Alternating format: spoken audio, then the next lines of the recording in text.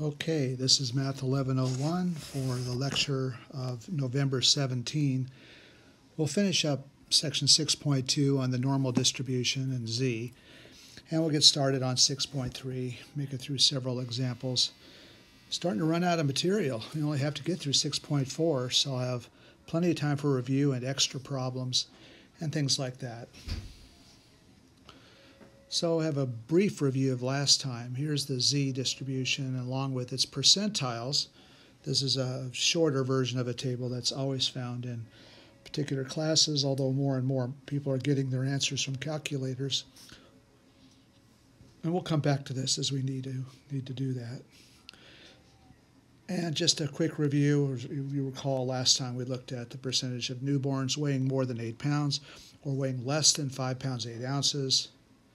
And that could be done by finding z-scores and then looking up the percentiles and then making sure we're answering the question correctly. If some number is less than a certain number, that's what percentiles are all about. But if it's more than something involving that, we'd have to subtract it from 100%. But we have some newer material now to continue with 6.2, this thing called the central limit theorem, which can be quite challenging to teach and quite challenging for people to understand sometimes. But according to this thing called the central limit theorem, percentages obtained by taking many samples of the same size from a population, so say we take samples of 100 many times, say 100 samples of 100, that could happen. And those would turn out to be a bell curve no matter where they came from. Normally distributed, a bell curve. So that's the thing that's so powerful about the bell curve. Even if you don't have a distribution that happens to be a bell curve, it can be created just by taking means of various samples and putting them together in sort of a mega distribution. So we're just cutting to the chase instead of involving you guys with a bunch of extra long theory. We really don't want to do that. We're making it as brief as possible. And the good news is the mean is p. It's just what's given, so we're not going to make you search for that. P%, that is, of the normal distribution. It's going to be the mean of the whole population. That's what we're going to assume. And sample size will be n. It'll be big enough to be meaningful. And standard deviation of the normal distribution is as follows. So we have, this symbol for standard deviation is the Greek letter sigma, as we mentioned before. And we have a formula here. P times 100 minus p, divide by n. And then, when you're done, take the square root of the whole thing. That's why we have an extra long square root. Notice how that dips down. But here's a very important thing. P is a percentage, not a decimal. So use the percentage. They're avoiding decimal places, in other words. There are certainly, most books would give you the stuff in terms of proportions and decimals. This book is not doing it. And it's meant to be easier, but some students, and including me, find it sometimes confusing. So just be careful to make sure you know you have a percentage. So if it's 43%, just call it 43. Don't call it 0.43.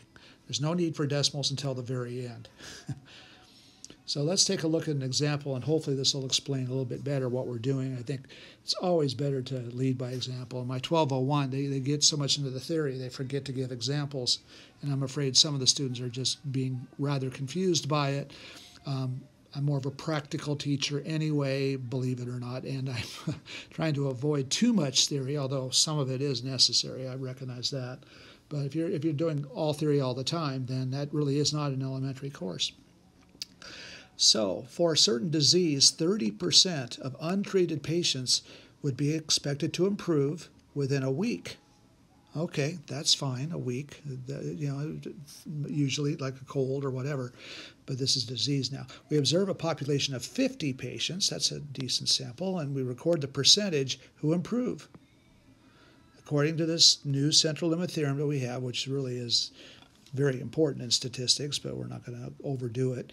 The results of such a study will be approximately normally distributed. So yes, we can work with a bell curve, and we'd like to find the mean and the standard deviation for this normal distribution. So I'm going to stop there and move on and see what the answer is to example number 1. So we had just said that 30% of the untreated patients could be expected to improve. I didn't mean to cross that out, but P is 30%. I'll circle the 30 part. And that's the answer. That's the mean. They gave it to you. Nothing to do there. Stick a percentage on, of course, but when you start to use the formula, here's the thing. You do not convert that to a percentage. Just use the 30 part. They've already pre-multiplied all this by 100. And yes, if you happen to have had a little bit of other statistics and see that they've done it a different way, yeah, this is meant to be simpler.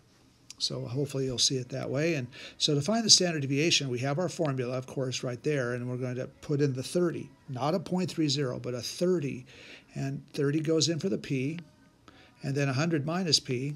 Okay, there it is. And I guess I can give you a little bit of extra explanation here. We've got the square root of 30 times 70, 100 minus 30, of course, and we'll divide by 50.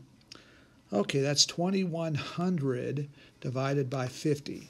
So let's see, 2100 over 50.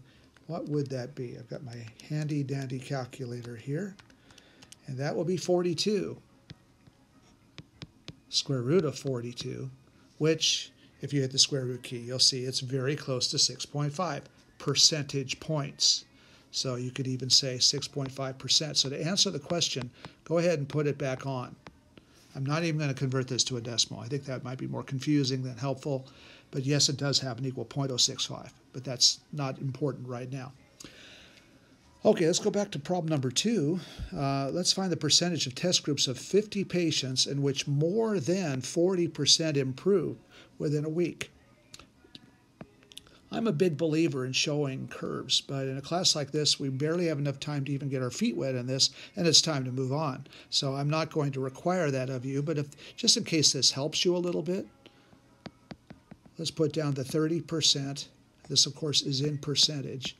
And we're interested in more than 40, so 40 being greater than 30, and shading in this right portion, sometimes called a right tail, that's what we'd like to find out about. So that's the picture. We just don't have time for that because we're in a rush to move on to the end of chapter 6. So let's see how we could go about doing that. The z-score for 40%. Well, the very important z-score formula would be the value 40, data value 40, which they gave us, and then we have to subtract away the mean, divide by the standard deviation. There's all kinds of ways of writing this, but they're using the English version, and so we found that 30 was the mean. And so 40% minus 30%, don't worry about the percentages, just put the numbers down. And then the standard deviation, which we just found out about, is 6.5. So we can use that. And rounding to one decimal place only, we get 40 minus 30 is 10. 10 divided by 6.5 is 1.5. That's the z-score. So we found z. Z is just a middleman. Let's take a quick look at our table and be looking at this. 1.5, there it is. It's the 93.3 percentile. And so that's a percentile of 93.3%. We're going to round that to one decimal place. I'm not sure why they gave us 2. We don't really use that much. But this means that in 93.3% of test groups, we expect that 40% or fewer, because that's the way percentiles work. They go in the left direction. But that would be the number that improves within a week, 40% or less. Let's go back to the picture. That would mean back here, 93.3%. Well, that's not the question, though. The question was more than 40%. Notice the more than. That means one of those ones we have to switch up at the last second. Oops, let's go down this way. And so that means with the more than part, we'd have to subtract it from the total 100%. And that leaves the upper 6.7% would have more than 40% improving within a week. So the week is the cutoff time no matter what. And then it's just a matter of how does it compare to 30. And asking for 40% or more, to do that is a bit of a get. That's tough. That's going to be 6.7%. And that's the answer they're looking for. We got it by subtraction, showed on the other slide. So that's how we can go. In other words, we expect 30% to improve within a week. To ask for 40, it's certainly not impossible. That will happen about 7% of the time. But is it likely? I wouldn't call it rare, but I certainly wouldn't call that likely. It's kind of in between. Usually 5% is the level of rarity, but 6.7% is fairly rare. So that would be a pretty good deal, 40% or more improvement within a week. That's actually a kind of a blessing for a hospital or a doctor or whatever it might be. Let's take a look at another example involving some z-scores in this. Assuming we know that 20%, and this is kind of a surprising one, 20% of Americans suffer from a certain type of allergy, but we take a random sample, a rather large one. Boy, this is rare in itself. 100,000 Americans are recording the percentage who suffer from this allergy. And, of course, what we just learned, the central limit theorem, says the percentages from these types of surveys will be normally distributed. Basically, it depends on the size of n, and typically if it's more than 30, we can pretty much guarantee it. 40 for sure, and 100,000, oh, yeah, we're pretty sure of that one. What is the mean of this distribution? So let's take a look at problem number 1, and it's just what we thought. We started with 20%, and we leave it alone. Talk about a giveaway. Everybody should get this one right on the test. Yeah, so this is we're trying to hand it to you. Don't turn it down. Okay, anyways, get back to normal here. We got, what's the standard deviation of the normal distribution in part 1? Well, let's take a look. From the formula that we've been talking about, we have to put in 20. Do not put percentages in. This is already in percentage, so the 20 got in there. 100 minus 20 is, of course, 80. So just to show a little bit of extra work, we'd have 20 times 80 divided by that whopping large number, 100,000. And then, of course, we square root it. That's what, 1,600 over 100,000 square root. I'm not going to show any more work. In fact, we get down to a very small number, 0.13%. That's also known as 0.0013, but let's not go there. So that's a very small standard deviation. That turns out to have repercussions in a minute. I guess what we're trying to get at here is we have a very precise situation. When we get that kind of a sample, it's not quite a population, but it's getting there, and it's very, very large. That gives us a lot of precision, and a lot of very good estimates can be done when we get the resources and time to get that kind of sample, and provided it's a good sample. That would be a key. It couldn't be just some sort of bias sample, like we'll just get everybody in Wyoming or something like that. It's got to be a random sample throughout all of America. But let's go to part 3. In a town of 100,000 people, 21% suffer from this allergy. Is this unusual? 21% certainly doesn't look very different than 20%, does it? And then the follow-up, what does the answer to such a question tell us about this town? Well, we have to do the first part of part 3 first. Let's take a look at what would happen with only 21%. Most people would say, oh, 21%, that's practically the same as 20. But here's a clue. We've got 100,000 in our sample size. Let's see what happens on problem 3. 21% is only 1 percentage point larger. And as we put it into the formula, taking the percentages off, this is tough for some people. Others won't have any problem with it at all. Depends on how much advanced math you've had, I guess. So 21 minus the mean, that's the one that they're talking about. But here's the standard deviation. Because it's so small, they did round this kind of funny, but that's okay. Let's just go with it. They rounded to 2 decimal places. You take 1 divided by 0.13. Oh, that's a z-score, isn't it? Kind of a large z-score. In fact, I don't even have to go back to the table because the table stopped at 2.7. This score is far larger than any z-score in the table. There's almost no chance that in a randomly chosen sample of this huge size, that many people, 21%, would suffer from the allergy. We'd pinpointed it down to something pretty close to 20, and frankly, 21 this time is not that close to 20. Surprising, but that's what you get with a very, very large sample size. And usually about the biggest you ever see is 2,000. So this is almost unrealistic. But anyway, this is a truly anomalous sample. If they really did get 21%, I'd almost have to call that into question. But assuming they actually did that, this town would not be representative of the total population of Americans. Its allergy rate is highly unusual, much larger than expected.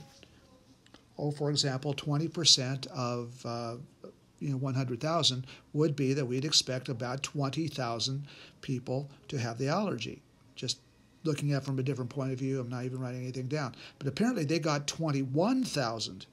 And the 21,000 minus 20,000 is 1,000 different people that got something different from what we expected. Now, we can handle a few hundred, but when it gets up to 1,000, that's becoming very, very difficult. And 2.7, just for frame of reference, z equals 2.7 had a percentile, I'll spell that out, of 99.65. That means it's ahead of almost all of them. This is off the charts. It's 99.99999, as many nines as you can almost think of. Percentile. I'll just abbreviate it. Okay, anyway, that's virtually 100%, and so it's not going to happen. Something's wrong with this. Okay, now we turn the corner into 6.3. Just one of those times that we have to straddle two different sections. And the statistics of polling. Can we believe the polls? I'll have more information here about polling. I remember dramatically 4 years ago when I gave a lecture right after Election Day, and all the polls were wrong on the presidential field, except for maybe one. I believe the LA Times called the presidential election correctly, and very few others. Almost nobody got it right.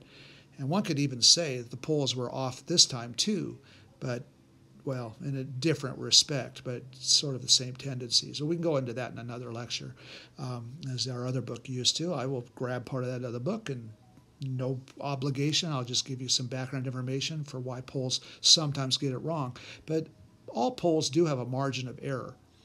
Margin of error of a poll expresses how close to the true result, the result for the whole population, that the result of this poll is expected to be. Expected to lie. That's a poor choice of words. I would just be expected to be, but anyway, that's the margin of error. How far off can it be? It could be off by 5%, could be off by 4%. Well, that's what we'll start to work with. And then we can even go for an interval of confidence, a confidence interval. We can adjust the result of the poll by adding and subtracting the margin of error. So that's really simple. Once you find out what the margin of error is, we just find the mean, add the number, find the mean again, and subtract the number. And we have two numbers. Well, we'll show you some examples about that. And then we have a confidence level, which is pretty much always 95%, but there are others that exist, and that tells us the percentage of such polls in which the confidence interval includes the true result. So a 95%er, which is the most typical one, that's the one that you pretty much assume is true unless they tell you otherwise, says that they expect to be right 19 times out of 20. It just, I guess in 2016, that 20th one came up for everybody. But anyway, that's beside the point. I don't want to get into politics anyway. Let's take a look at some more of this, and we'll get into some numerical problems very soon. This is kind of saying what I just said, more or less. Based on random sampling, a poll reports that the percentage of population, of the population having a certain property, that is, voting for a certain candidate. So just imagine your favorite candidate for whatever. It could be mayor, it doesn't matter, with a margin of error M. Okay. The books use different letters, that's fine. And assuming this margin is based on a 95% confidence level, which is the most popular one, we can say that if we conducted this poll 100 times, then of course 95 out of 100 is the very definition of 95%. We expected about 95 of those sample results to be within M percentage points of the true percentage having that property. So, we'd like to be in the margin of error. So if we predict 51%, and the margin of error is 4%, you'd be saying that it's 51% plus or minus 4%. And you can calculate those actual numbers, and that would be how a confidence level works and confidence interval works. So we'll show you some examples of that. I hate to get too far off topic without showing you numerical examples ASAP. And so here's an easy one. Explain the meaning of a poll that says 33% of Americans approve of what Congress is doing, with a margin of error of 4%, okay, and a confidence level of 90%. Okay, so all we really have to do is to bring in the 90% confidence. That one's not quite as confident as the other, and this one isn't as popular as the 95 for various reasons, which we don't have time to go into, but they still expect to be right 9 times out of 10. In 90% of such polls, the reported approval of Congress will be within 4 percentage points of the true approval level. So to see what this really means, we go ahead and take the 33, and if you know the plus and minus notation, it's 33 plus or minus 4. So this is saying take 33 minus 4, which is 29%, of course, and add 4, 37%. So these are the numbers that constitute the confidence interval where we expect to be right 90% of the time, or 9 times out of 10, if you'd like to say it that way. We're going to be wrong 10% of the time. That's a disadvantage of a 90% confidence interval, is that it isn't always right. In fact, it has one of the worst levels of success. But it does have some advantages in that it's a little bit more pinpoint accurate than the, say, a 99%er, which has the opposite problem. You're going to be right almost all the time with a 99%er. Trouble is, it's going to widen it out. I don't know what the true numbers are, but as my pen keeps turning itself off, let's just take a look at a supposed 99% deal. Maybe this time it would be 33 plus or minus 7%. So if we subtract 7, you get 26%. And then if you add 7%, we'll be up to 40%. So we'll be right 99 times out of 100, but the trouble is this is pretty wide. And at some point, you start to say, this is too wide. But what if you said, it's going to be between 10% and 90%? People would laugh at you because, of course, the approval rating will be between 10% and 90%. And that's saying next to nothing. So if you widen it too much, you lose meaning. But then, if you tighten it, and this is definitely a little bit tighter, which is good, trouble is we're going to be wrong 10% of the time. So it's a balancing act between the two. And that's, in a nutshell, why 95% is considered to be the best blend of the two, and that it's a narrow enough interval, but we're going to be right all but 5% of the time. But yes, we do expect to be wrong part of the time. If you want 100% confidence interval, guess again. Not going to happen unless you're willing to say between like 0 and 100%, which is meaningless, or with real numbers, how about minus infinity to plus infinity? Well, I'm being a little bit crazy with my math humor here, but we do not have 100% confidence intervals. They just don't exist, as much as we'd like them to. Unless you've come in from the future in a time machine, or you're Nostradamus or somebody like that. Okay, here's a formula for the margin of error. For a 95% level of confidence, which is basically all we're going to really use, we can estimate the margin of error when we poll n people using the following formula. Put your n in, take a square root, divide 100 by that number, and you will have a formula for an approximate margin of error. Yes, certainly there are more elaborate formulas that can help you even more, but this one is considered to be pretty good. It's kind of like that rule of 78, which is pretty good and relatively easy to use. So this is kind of the same way. So let's take a look at some of these examples. In a recent fashion survey of 500 young females in Japan, a certain celebrity was selected as a fashion leader. And maybe there's even a picture of her in the book if you want to take a look. What is the approximate margin of error for a 95% confidence interval? So this is the one that we're using, the 95%er. So the important number is the 500. And we have our formula. And so we put in the 500 into n, and we square root that. So on my calculator, I'm getting 500 square rooted, which is around 22.36. So I will put in another step here. 100 over about 22.36. Okay, then as I divide that, just to check their work, I'm getting 4.47%. Yes, that is close to 4.5%. And that means that we are pretty confident that our poll result is within 4.5 percentage points of the true value. Notice they didn't actually give us a value to do a confidence interval on, but we can still find the margin of error just by itself, and that's what they've asked us to do. Just simply find the approximate margin of error, and that's pretty good. 4 is considered good. 5 is kind of average.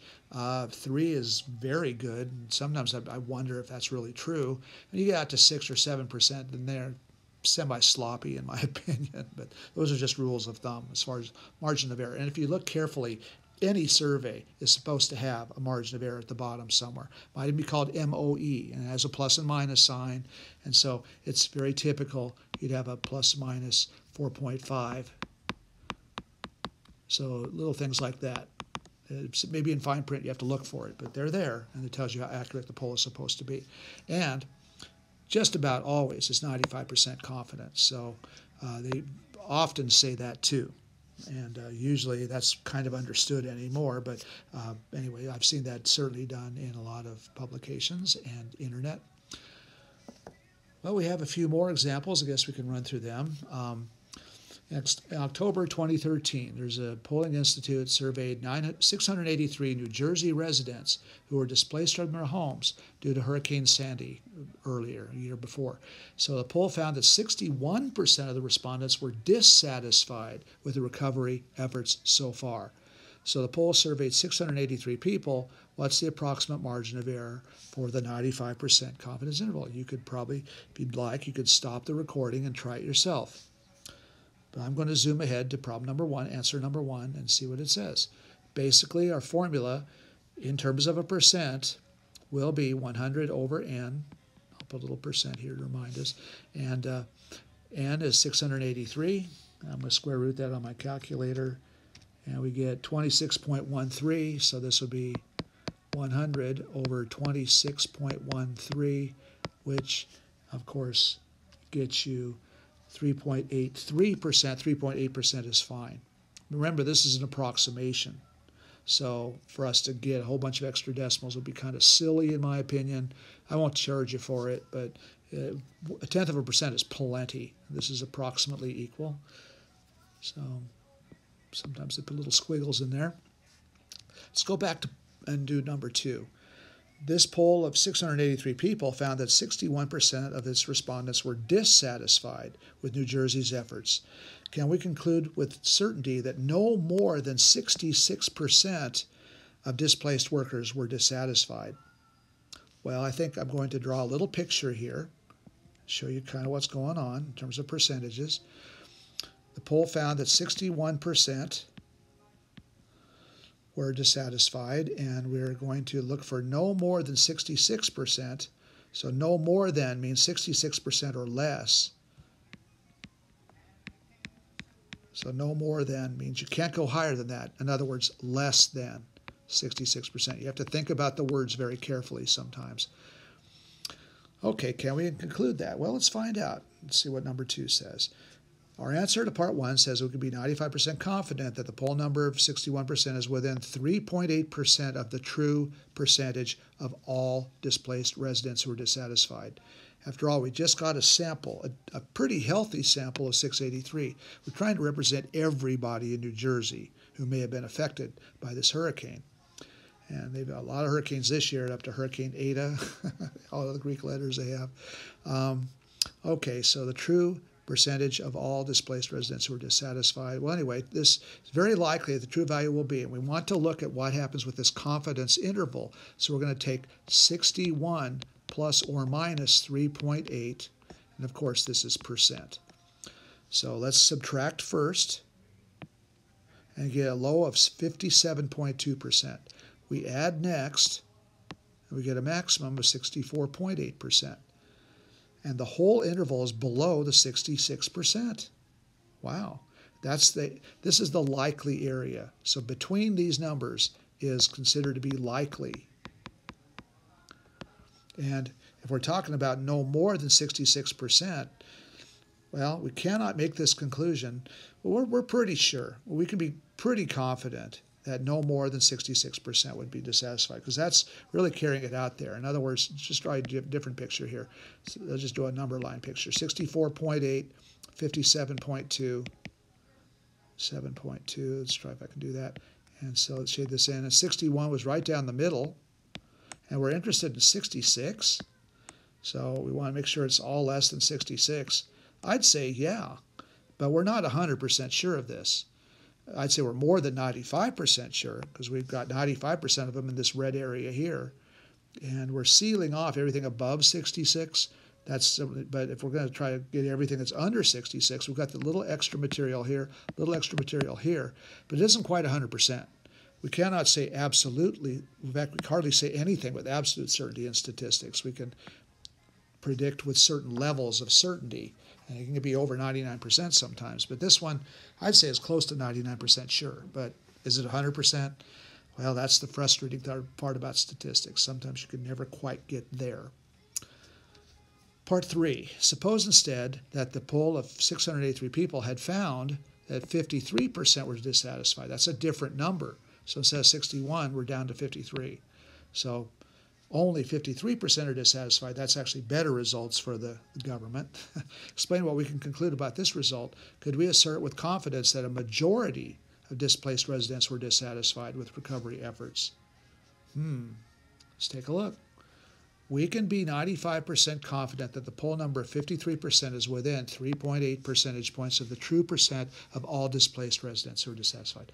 And this is very likely that the true value is in between these two numbers. So we subtract 3.8, get 49.2. Add 3.8, get 56.8. And most of this interval falls above 50%. So just to draw a little sketch here, not really a bell curve. 49.2, 56.8. And all we want to do is find the probability that we get above 50, 50 plus. So this area here. I'd say we're doing pretty well. Most of this interval, not quite all of it, a little bit in the 49s also shows up, but it mostly falls above 50%. So we consider to have good reason, continue to have good reason, that a majority of displaced residents were dissatisfied. But because a small portion falls below 50%, that is from 49.2 all the way up to exactly 50.0, which isn't quite a majority. It has to be 50% plus 1, as you probably know. We should be more cautious in drawing conclusions. So we can't say absolutely. And there are ways to show how likely it is and percentages and all. We're not going to get into that. But we're just painting broad strokes here for this type of class, which is just fine. So if you hang on to some of these topics, or as many as you possibly can, that's what we're trying to get you to do. Be an educated consumer and American citizen, and on and on and on.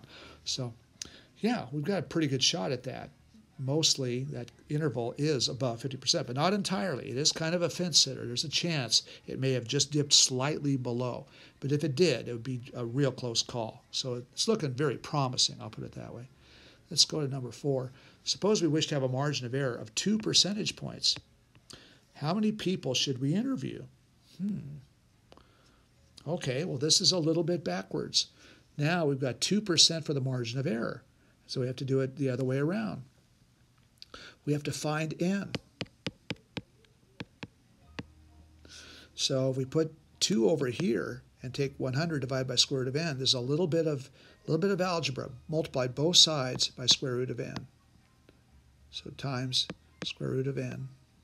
And then I put an extra step in here. We've got 2 square root of n equals, as we cancel our fraction, that was the whole reason I multiplied by square root of n, just to get 100. And now divide by 2, and there we are. 2 divided by 2, of course, is 1 square root of n. 100 divided by 2, of course, is 50. So if the square root of n is 50, then we square both sides. And what happens is the square root of n squared, as you probably know, is equal to just n. But that would have to equal 50 squared. See, the square gets rid of the square root. So we just get rid of it, and we're down to n. 50 squared is 2,500. We'd have to interview 2,500 people, a pretty healthy sample size. Not like 100,000, which is almost unrealistic. Note that one Harris poll with a 95% confidence level and a margin of error of 2% surveyed pretty much this same number, 2,415. Yeah, so remember, this is approximate. So that's what they did, and they figured they were close, or they were within the statistical bounds with statisticians working for them and everything. So yeah, this shows you that our 2,500 was a very good estimate based on what it was actually happening. And they got away with a little bit less because they were able to find more precise methods. But notice how close it is. It's a very good approximation, kind of like the rule of 78, same kind of idea.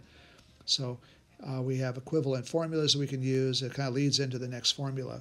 But I don't think I'm going to cover that today. Instead, I thought I would work with some more Z problems.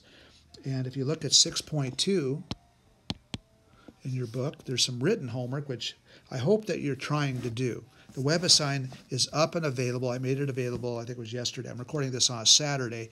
So on Friday, I opened up all the WebAssigns, and 6.2, 6.3, 6.4, all of them are in there.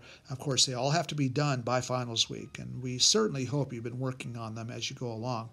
I was being very kind and not enforcing deadlines yet, but I realize that invites slackers sometimes who think, oh, I can do all of it in one day, and maybe a few people can, but most people can't, and not a good idea because it may not sink in very well. But WebAssign is open. It'll close up right about your final, and be sure to start working on those. And in addition, I suggest strongly that you look at some of the homework problems. So I've worked a few of these out for you, not too many of them, but they involve the beginning part of this lecture. And let's take a look at problem number 14. It's talking about a box of cereal. Maybe it's Raisin Bran or something like that. It's found the number of raisins in a box of a popular cereal is normally distributed with a mean of 133 raisins per box. Standard deviation, I'll just say SD, equals 10. Now what we found, our value, often called X, if you like raisins, you're in luck because this box had 157. I guess it's possible to open up a box of Raisin Bran and count the raisins or some other type of cereal like that. So what is the z-score? Let's find the z-score. Z will equal the value minus the mean. I'm writing at an angle, so my handwriting isn't the best, divided by the SD, standard deviation. So we're above average. We've got lots of raisins. Or maybe you're taking them out of the box because you don't like raisins. That could be too. So 157 minus 133 is 24. 24 divided by 10 is actually very easy. It's a z-score of 2.4. Now I'd like to find the percentile of this, even though 14 doesn't actually ask for that.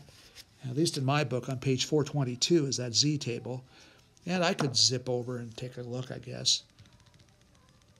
2.4 all the way to the beginning. Here we go. 2.4 as a value of 99.18. That's a very strong percentile. Yeah, we're in the top 1% for sure of cereal boxes as far as raisins are concerned. So 99.2 percentile. I'll just say percentile. How about that? That's a good abbreviation. So that's a very strong box of raisins. Okay, let's try a couple more here. Let's try number, 17. 17's a good one. And these are very typical test problems, by the way. And I also feel strongly, if you were taking a statistics class, which this isn't really a statistics class, this would be the backbone of the class. And people who understand these problems generally have no trouble understanding the rest of it. And people who can't even do these problems are going to be lost from then on. But that doesn't directly apply to you guys. Even so, these are very important problems in my opinion. So let's go over to the IQ scores.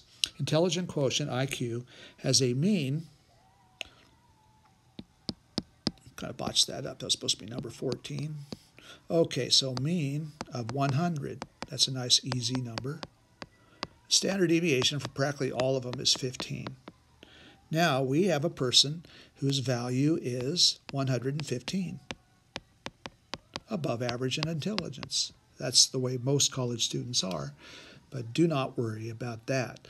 Z, in this case, using the formula, will be 115 for the person's IQ as measured by a certain testing device, and we'll subtract away the mean and divide by the standard deviation, which is 15. So in this case, we have 15 minus 100. That's just 15. That's easy. And 15 divided by 15 is 1, exactly 1. That's a nice convenient value of Z. So I'm not going to flip through the pages here. I'll assume that you can get a chance to look at the table at some point. And according to what I'm reading here, it's the 84.1 percentile. In other words, this person is ahead of 84% of the population in terms of intelligence. And then by subtracting from 100, they would be behind 16% approximately. So that's another way to look at it, of course. Let's try another. How about number 18? Okay, SAT scores. Suppose you had a score of 670 on the verbal section of the SAT reasoning test. And of course, the book does cover more material besides our slides. This is a way of getting you to look at those slides. Let's just say your mean was 670 on this version of the SAT test.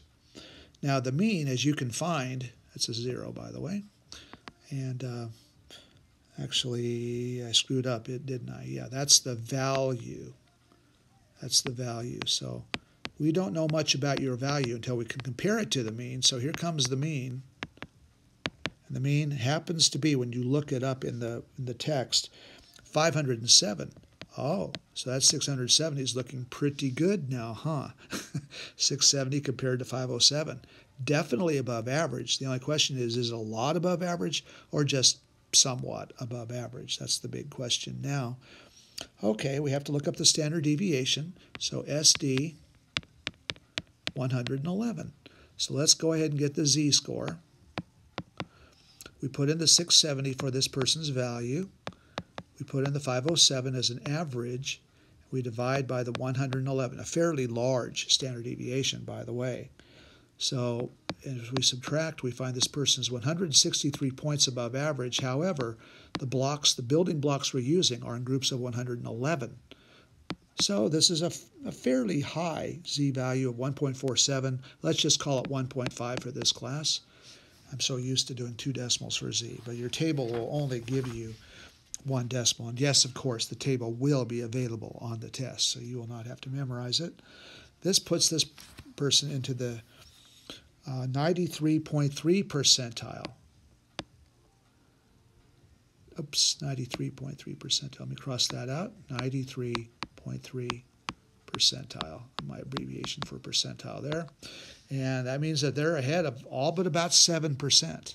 All but about 7%. So they're doing really well. They're ahead of 93.3% of the people taking this test. And that's the answer to part B. We found the z-value. We found the percentile value. And explain in practical terms. I think I just did that. You can say it one way or the other. The percentile says you are ahead of 93%. That's what the percentile does. Another way to look at it is you're behind the upper 6%, 6.7% if you want to figure that out, 100 minus 93.3.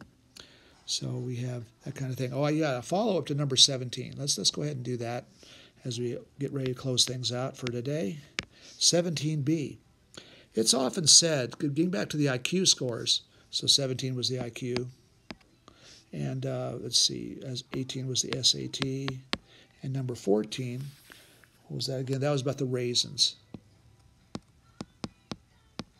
So those are some titles there for you. So back to 17. This time we're talking about geniuses. It's often said that a genius is someone with an IQ of 140 or more. What is the z-score for a 140 IQ? Okay, so now we have a value. When I think of genius, I think of somebody like Mozart, who is measured to have a 200 IQ, somebody who's composing, I guess, concertos at 3. That's kind of hard to beat if you're into concertos and symphonies, etc. So if you have a 140, and using some of the information that we just had in 17a, let's go ahead and see. That's supposed to be a 140. I know it's hard to read. Put in 140 for the value, subtract 100 for the mean, divide by 15 for the standard deviation. So 40 points above average divided by 15 is a whopping 2.7 standard deviations above the mean. And that is barely on our table. In fact, that's the last value you see. This takes us to the 99, this time I'll use 2 decimals, 0.65 percentile. They're ahead of all but 35 people in 10,000. That's saying quite a bit. And in fact, they ask us to put that into different words. And in 17, they're saying, what percentage of the population scores as a genius? Well, this says you're ahead of this many. So I'll just go ahead and put it into words if my pen will stay turned on. Ahead of that. So to kind of put it into a sketch, which is never something I'm going to ask you for, if you have 100 right down the middle, 140 way over here, we're really more interested in that amount. But percentiles always want to go for the left amount. So as you probably guessed, we're going to have to subtract this from 100 if we want to see how many geniuses are out there. That equals 0.35%, around 35 out of 10,000 are considered geniuses. Now when you get to 200, now you're talking all-time highs, things like that. I'm not sure where Einstein ranked on that, but there are people who've done extremely well in IQ tests. I don't know, but validity suffers when you get out that high. I'm not sure, but even just to get to 140 is quite good, I guess, if you look at it that way. But I'm a big fan of people who try with whatever you got. And I think I already gave you the story about the guy I knew who made it to second year calculus, and he was obviously challenged in many ways, but he was perseverant, most perseverant person I've ever seen. I couldn't believe it. And he did quite well. And I had to really think twice about my stereotyped opinions of people like that. And quite valuable to know people like that, in my opinion. Well, anyway, I think that'll do it for today. We're going to have more to say about 6.3. I'm going to be working some more of the homework problems from the book. And I did check out the third edition. They had absolutely nothing new, except they spread out the table into like 4 or 5 different pages instead of one. I'm not a fan of that, so I've been using the more organized and more colorful second edition slides. I know you can look at the third edition slides anytime you want to. They're available in the WebAssign. Just kind of click around, you'll find them. And if you can't find them, you're really looking for them, let me know. It's really not very hard to find them. Just go to the chapter and then look for lecture slides. They used to hide them, but now they're making them available, so all students can find them, at least as far as I know. If you can't find them, let me know, and I'll look into it. But most of you will just probably be happy with what you see, either on the live lectures, even in the cloud if you review, and then, of course, the recorded lectures too. So we're getting ready to go towards the final exam. I haven't graded the tests yet. I hope to get them graded sometime soon and have those available to you. And keep trying hard. And remember, we've got office hours on Wednesday. And we'll be live again on Thursday with more of this material, 6.3. And I'm sure we'll get into a little bit of 6.4. I'll have more about polls and believability and things like that too, which is, I think, interesting. Okay, I think that'll do it for today. We'll let you go and have a nice day.